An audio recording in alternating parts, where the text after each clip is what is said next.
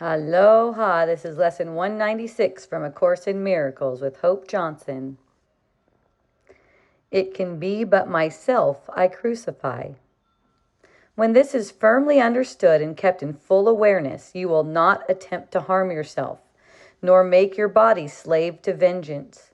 You will not attack yourself, and you will realize that to attack another is but to attack yourself. You will be free of the insane belief that to attack a brother saves yourself, and you will understand his safety is your own, and in his healing you are healed. Perhaps at first you will not understand how mercy, limitless and with all things held in its sure protection, can be found in the idea we practice for today.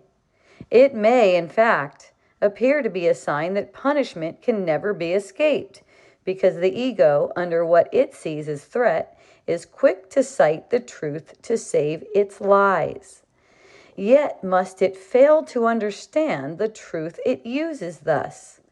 But you can learn to see these foolish applications and deny the meaning they appear to have.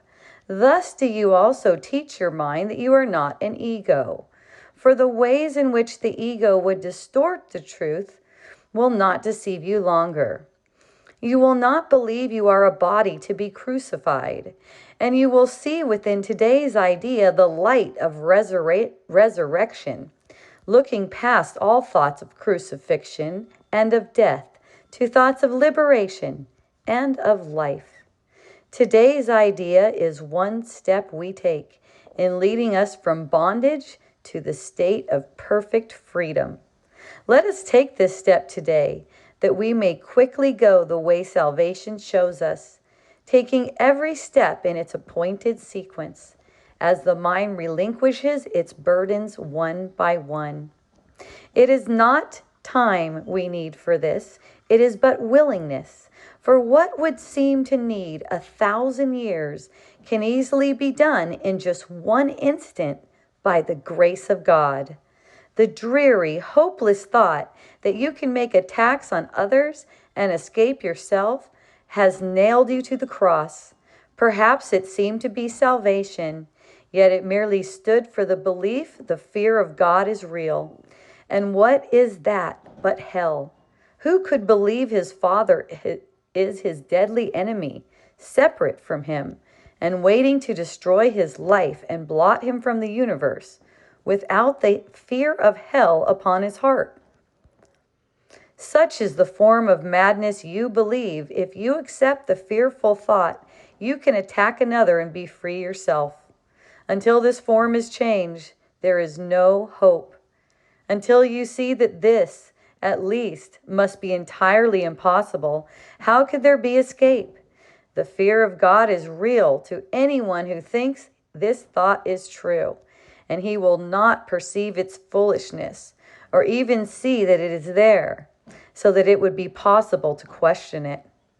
To question it at all, its form must first be changed at least as much as will permit fear of retaliation to abate, and the responsibility return to some extent to you. From there, you can at least consider if you want to go along this painful path. Until this shift has been accomplished, you cannot perceive that it is but your thoughts that bring you fear, and your deliverance depends on you. Our next steps will be easy if you take this one today. From there, we go ahead quite rapidly. For once you understand it is impossible that you be hurt except by your own thoughts, the fear of God must disappear. You cannot then believe that fear is caused without. And God, whom you had thought to banish, can be welcomed back within the holy mind he never left. Salvation's song can certainly be heard in the idea we practice for today.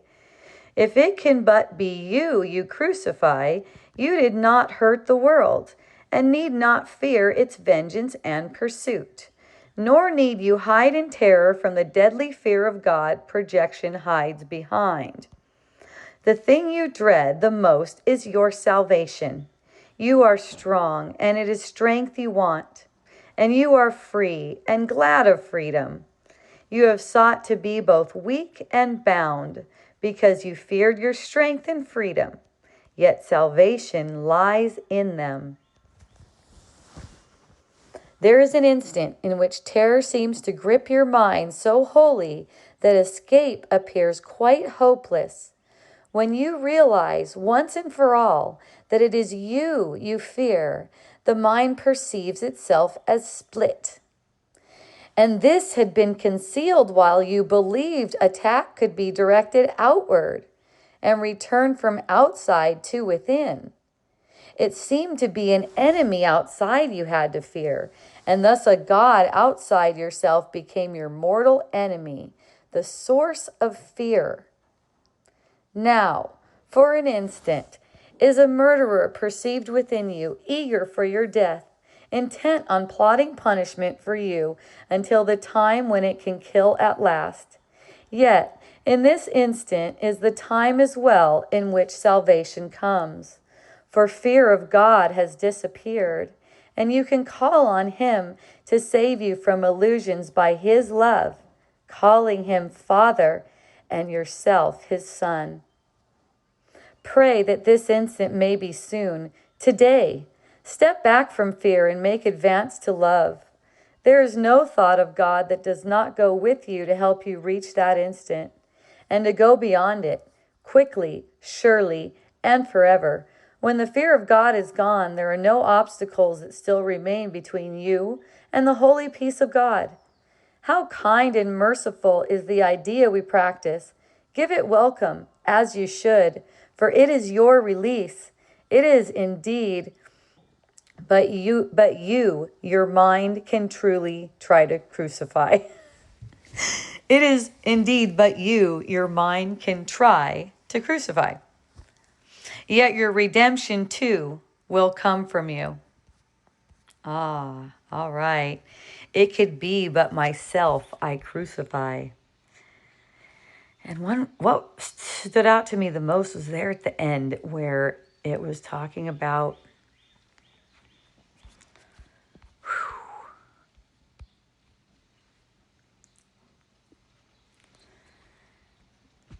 it is indeed, but your mind can try to crucify. It's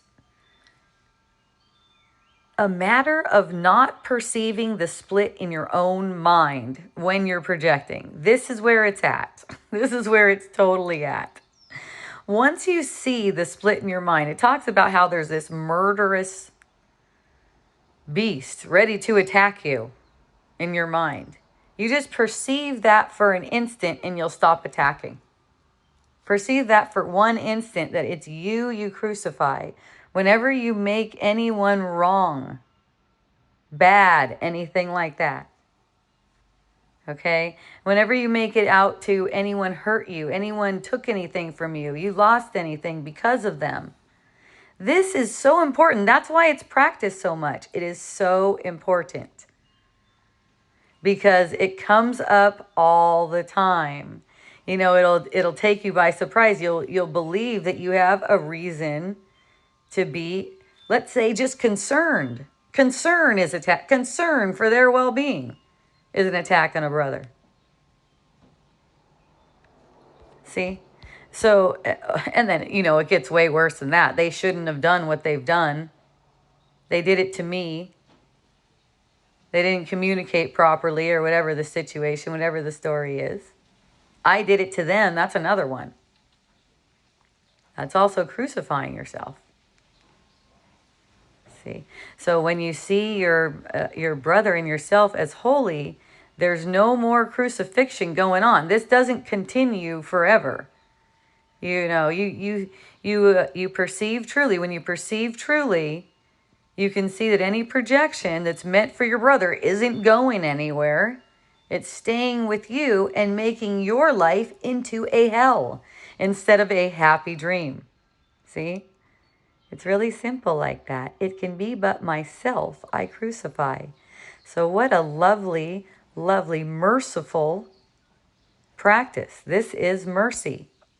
And the mercy is for you to see how beautiful and innocent and lovely and harmless You are totally taken care of. So, morning and evening, for as long as feels ridiculously amazing, let yourself sink into your body's energy field with this one. It can be but myself I crucify. Notice the crucifixion thoughts that arise. Funny thing is, this lesson, it happens to fall on Easter for me. It's great. I just did a post about rising too. It had a resurrection theme in it, so that was fun. Yeah. So let's have fun with this. Morning and evening, as long as it feels amazing. And then every hour, let yourself be reminded, it can be but myself I crucify. And have a beautiful practice. I love you.